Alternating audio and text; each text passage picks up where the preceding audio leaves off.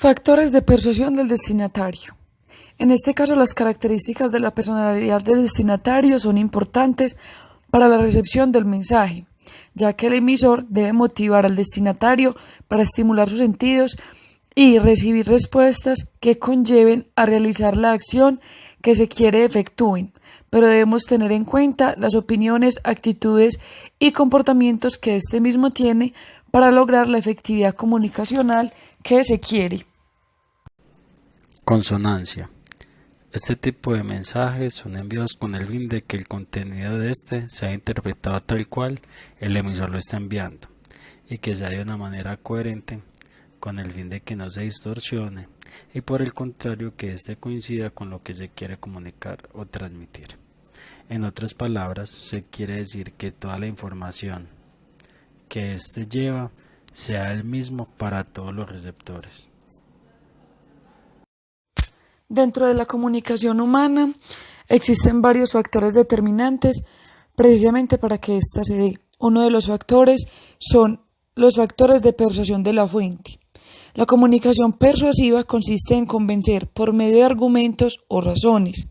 Este tipo de comunicación deliberada pretende cambiar, formar o reforzar las actitudes del receptor frente a un tema comunicacional determinado.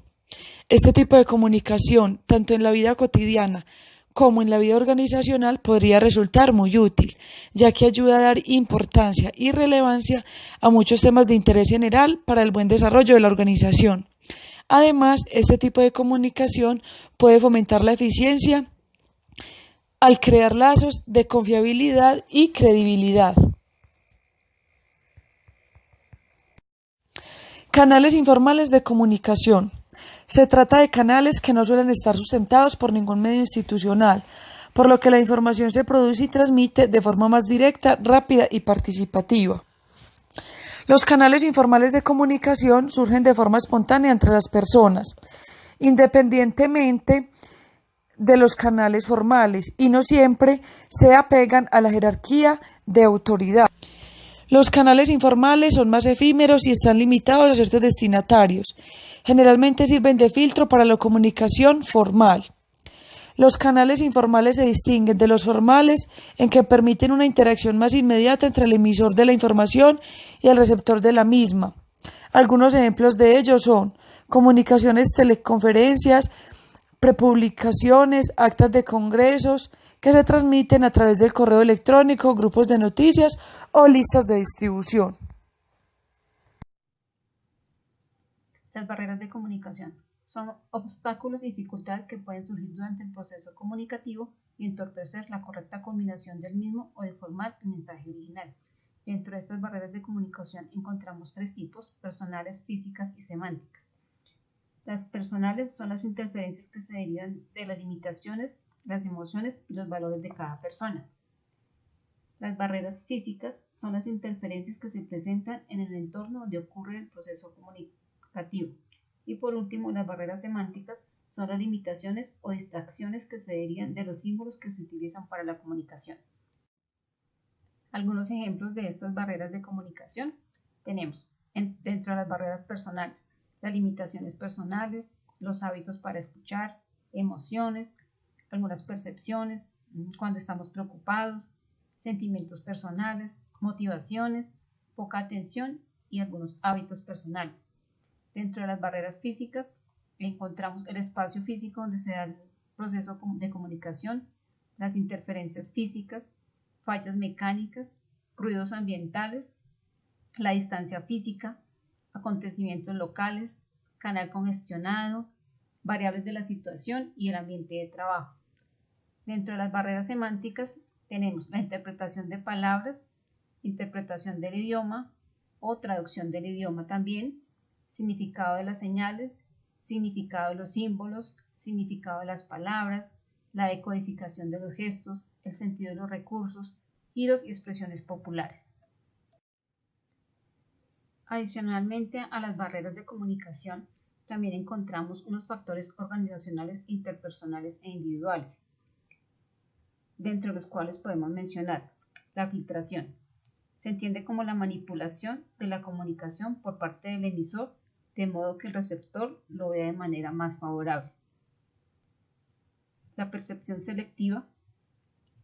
En el proceso de la comunicación, tanto el emisor como el receptor ven y escuchan en forma selectiva, con base en sus propias necesidades, motivaciones, experiencias y características personales, es decir, escuchamos lo que queremos o vemos lo que depende de la posición en la que nos encontremos.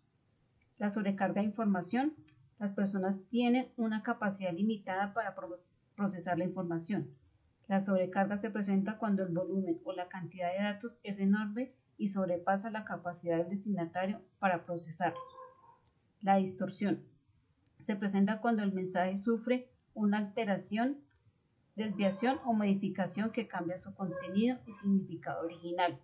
La omisión se presenta cuando la fuente o el destinatario omite, cancela o corta por alguna razón ciertos aspectos o partes importantes de la comunicación.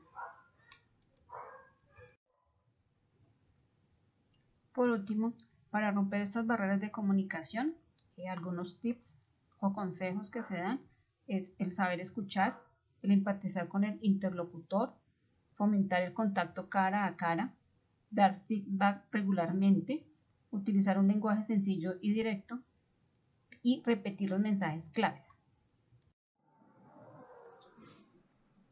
La comunicación organizacional son los procedimientos y tareas que se llevan a cabo para transmitir o recibir información a través de diversos medios, métodos y técnicas de comunicación interna y externa, con la finalidad de alcanzar los objetivos de la empresa o organizaciones. ¿Cómo mejorar la comunicación organizacional? Son los procedimientos y tareas para mejorar la comunicación organizacional. Lo primero que debemos hacer es mejorar los mensajes, métodos y técnicas de comunicación. En segunda instancia, lo que debemos hacer es con la finalidad de alcanzar los demás objetivos de la empresa o comunicaciones.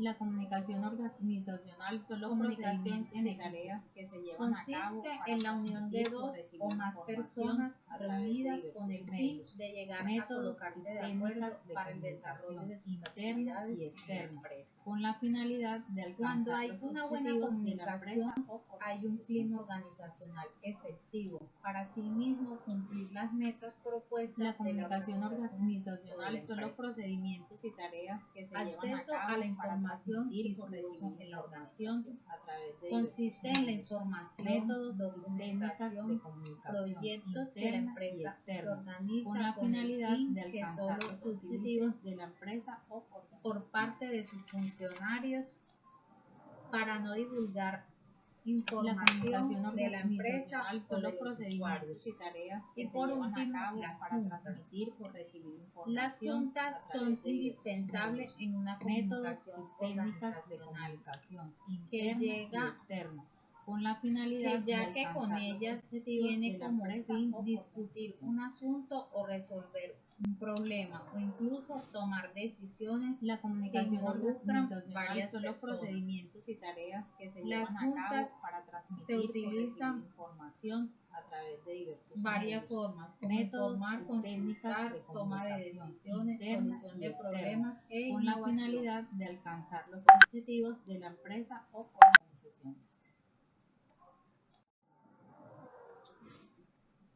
La comunicación organizacional son los procedimientos